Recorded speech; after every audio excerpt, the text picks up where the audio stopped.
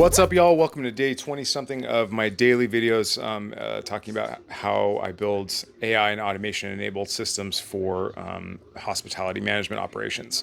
If we haven't met before, my name is Jason Littrell. I'm a hospitality management consultant based here in New York City. And every day I send out a video talking about how I'm building what I'm building, why I'm building it, and who I'm building it for. So, who I'm building it for are independent operators that are in the restaurant hospitality space, growing beyond $1.5 to $2 million a year, looking to scale, and probably have more than one unit because they are facing issues that are business critical issues that I like to solve. Like, for instance, right now, I like HR problems, and so the problem is that a lot of times bars and restaurants, they don't have this articulated onboarding system, and what that is just a process. And so if it's a process, I can automate it, or I can automate what should be automated.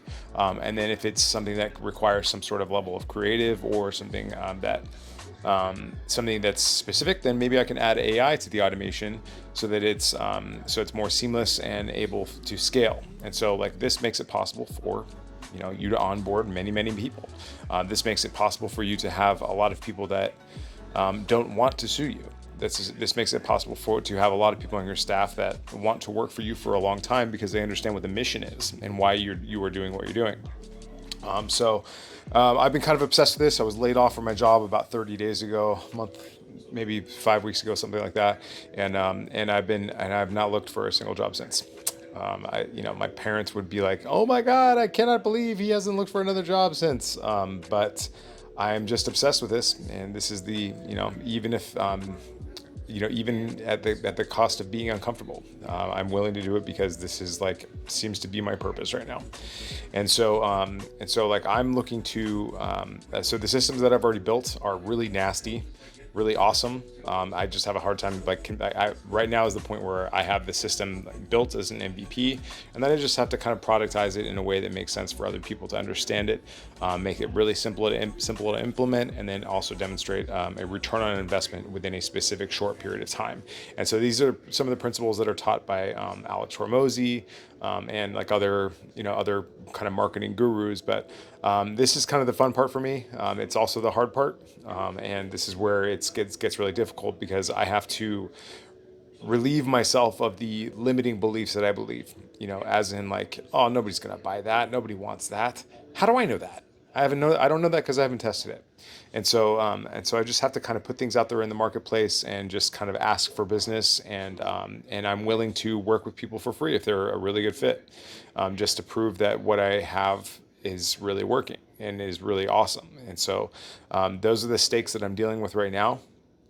And it's exciting. It's exciting because I have a certain amount of runway left before I have to start selling stuff, and I thankfully have a couple really steady clients that I've had for a while that keep the lights on for me, and I provide a good value in return, of course,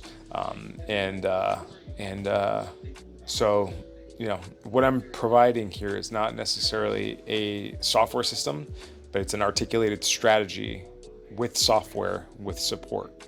So that's 3 S's in SaaS. So it's a pretty comprehensive system.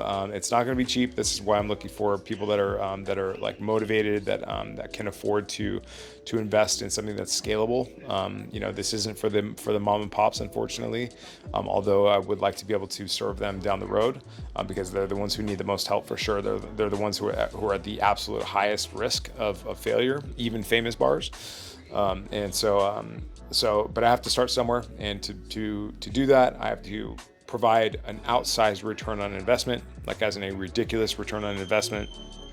And then I have to stabilize my own finances. I cannot serve people if I'm underwater myself, and then I can start to serve smaller clients that have for a lower cost that is reasonable for them to afford, to stabilize them and get them to the next tier of the business that I serve now. So who I'm looking for are restaurant operators, independent restaurant operators between $1.5 and $2 million of gross revenue, that are looking to scale, have one unit right now, maybe 15 to 20 employees, and are looking to move to the next stage of their business and get them up there. So as a hospitality management consultant, I've seen a lot of these places before. Sometimes they go up, sometimes they go down, sometimes they go bust.